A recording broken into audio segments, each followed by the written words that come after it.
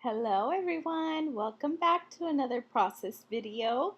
I am excited to be sharing some of the Gossamer Blue July kit, and this month I decided to mix all of my kits together. So I get a total of 4 kits from Gossamer Blue, and I'm just showing you guys how I went about to spread this out all over my desk and to stare at all the pretty little things that came in all of the kits.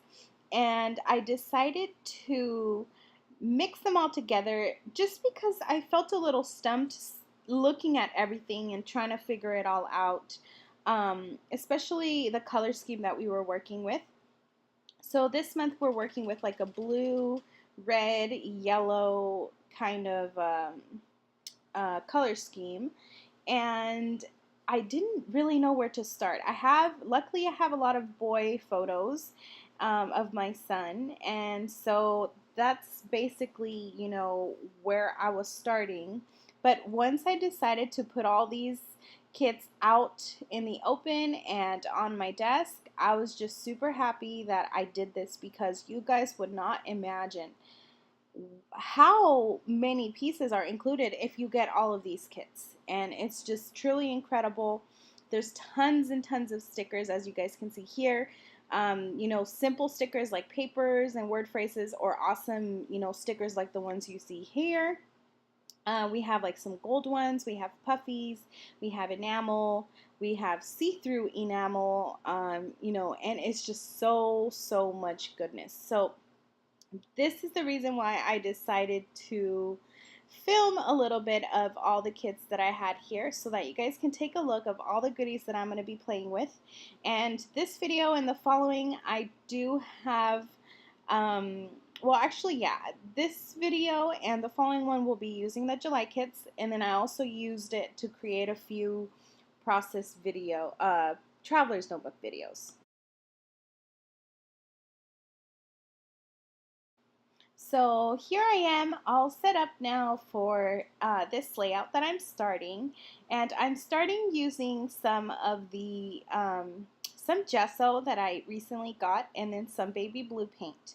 So the first thing that came to me was using all of the blue bits and pieces that are included in the kit, especially the papers. There's a lot of baby blues, navy blues, and I really loved that kind of color scheme. I have a super cute photo of my son where it's very bright and it's black and white, so I knew this would be perfect. Plus there's a there was like a star pattern paper, and so what I ended up doing was grabbing just a credit card that I had that I don't use anymore and spreading out this gesso and blue paint. I didn't mix it, I simply just went about and spread it as it came, and it created this really pretty, very soft bluish and whitish background for my photo. So here it is. That's the photo I was talking about. And I'm gonna let the gesso dry first before I get started on anything else. And here's another one of these sheets that I am working with. This is a 12 by 12 sheet, and I really liked the kind of grid paper. So since I do have that center, you guys saw in the last sheet that I had here. So for my layout, I have that whole center square with the gesso, and I'm just gonna basically form my layout inside of that blue gesso kind of mixed media part you see there. So I don't know what's taking me so long here, but what I'm going to end up doing is cutting up a nice little square that kind of matches the paper here. I want it to look like notebook paper. And I'm going to go in and just stick it to the center of my page. And you guys see here that the back pattern is also blue, and they're very gorgeous florals, and it's super pretty. I still have yet to use that paper, but I really do like it. So I'm going in with my little distressing tool and just distressing a little bit of the edges of this paper here. And that's just going to give it a little bit of lift and a little bit of movement instead of just looking so flat. And I really do like it. I think I've mentioned this tool in previous videos. I got it from a little set, a little mixed media set they were selling back in 2014, I think, at Michael's. But I'm pretty sure you guys can find them online. They're just distressing tools for any kind of paper. So that's basically what you'd be looking for. So I think that my gesso might be dry. And if it's not, I don't think it is actually. So I'm going to go in with my heat tool and dry this up real quick. And once it's all dry, I'm ready to bring in my paper. So I'm doing this folding technique and I super love it. It's one of my favorite things to do. I've done it before in a lot of my layouts and I love, love, love it. But I don't really like that blue that's there on that corner. So I'm going to actually end up covering it. But before I do that, I'm going to back my photo and I'm using the super cute numbered paper. And I'm using some pop dots to give it a little bit of dimension and just make it stand out a little bit more. I kind of like doing that, especially on pattern papers, because you know, instead of covering the whole pattern, when you lift your photo like this, it kind of does give you a little peek as to, to the pattern behind the photo. And I love, you know, the way popping up photos or you know, any paper or anything like that gives you that shadow. And it just adds to your layout. It really does help it give it a little bit more, you know, even though it could be a very super simple layout, popping up your photos is always a good idea. I love doing it. So here I am testing out my area. As you can see, I'm basically just going to be working in the middle. And this is the part where I was talking about where I'm going to cover that little corner. I didn't like the florals. I kind of wanted something a little different. So I'm going with this, I guess it's like a chevron type paper. And I'm going to distress it because the other paper was distressed. So this was a little bit tricky. I had to make sure that I had the perfect corner, and then you got to glue it down, and then you got to fold it over. So, you know, it was all just for the look of what I was going for, and it was that whole baby blue color scheme. So once I stick it down, that's going to be able to cover up my corner there, and then I just fold it over and trim off any excess. And it's like a whole new sheet of paper in the back. So this is a fun trick. You guys can always do this if the back of your paper doesn't really match what you're looking for. And I just stapled 2 little staples there, and that'll hold it in place.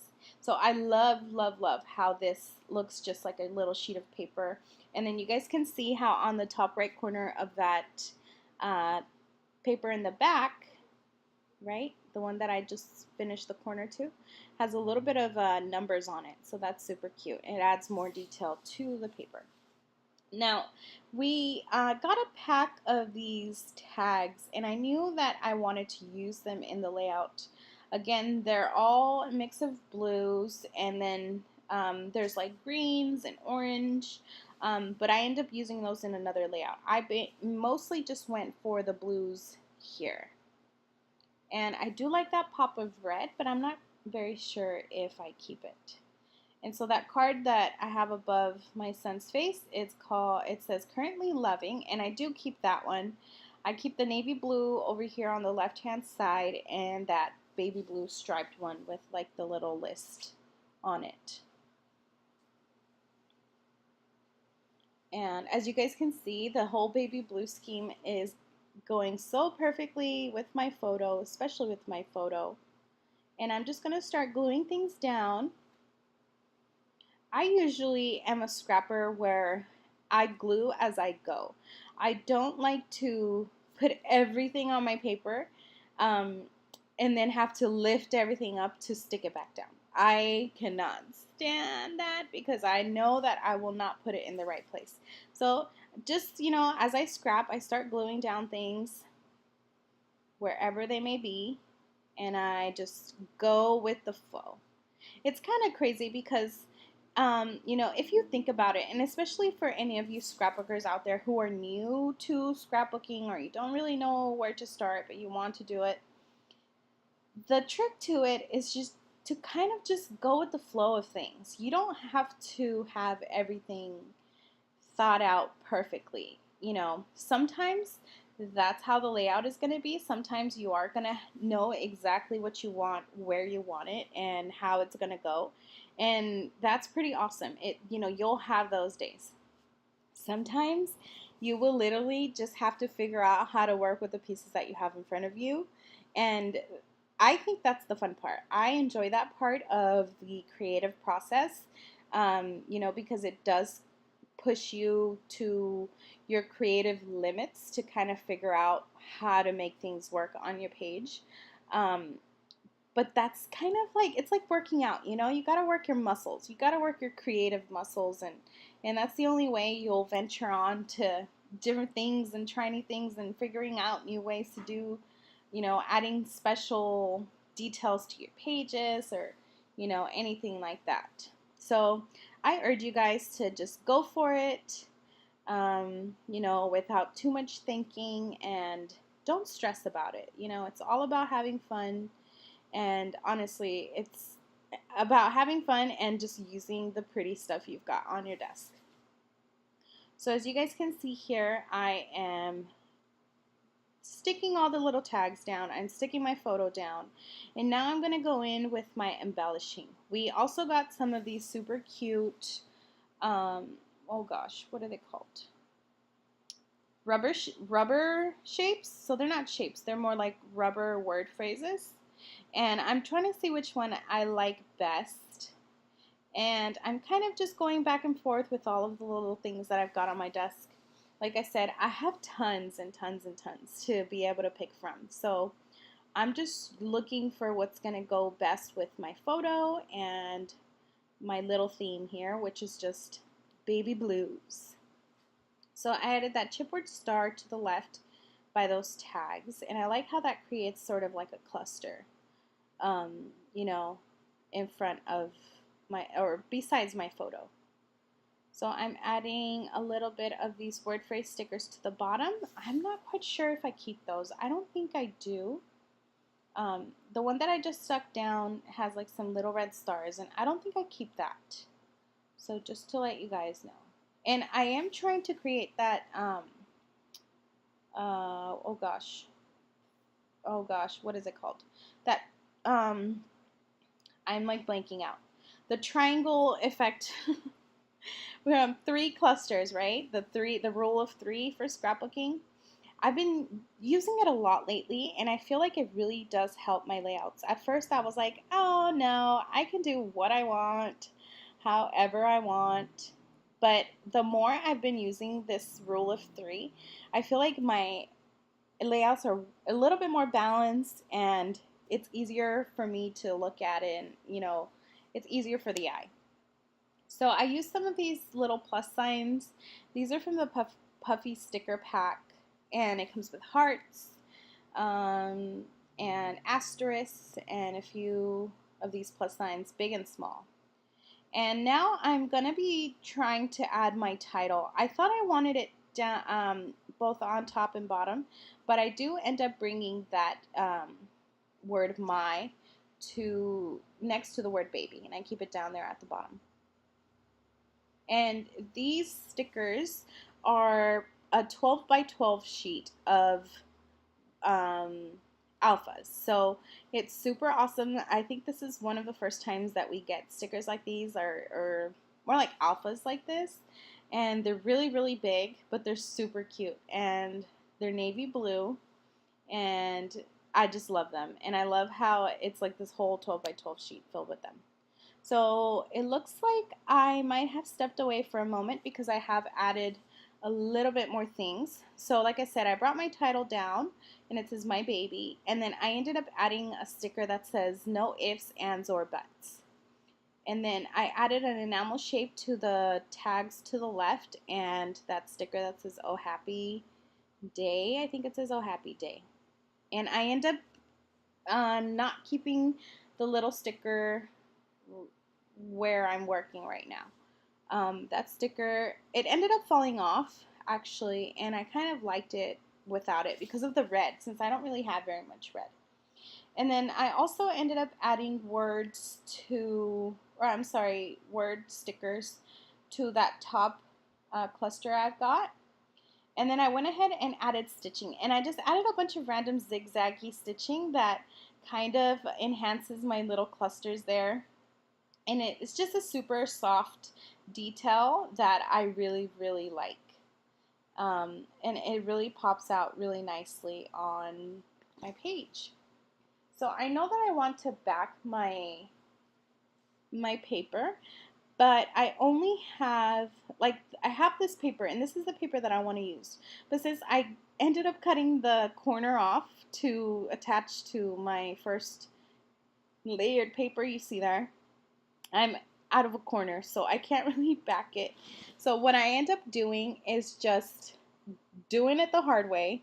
It was extremely difficult to get this done the right way, but the point is, I ended up just adding it to one corner. So I think just the right side and then the bottom side of my page have the border, and then the other side is just the white sheet. So it doesn't go around all four corners, and I really did like that. It actually looks pretty cool. It doesn't look too bad.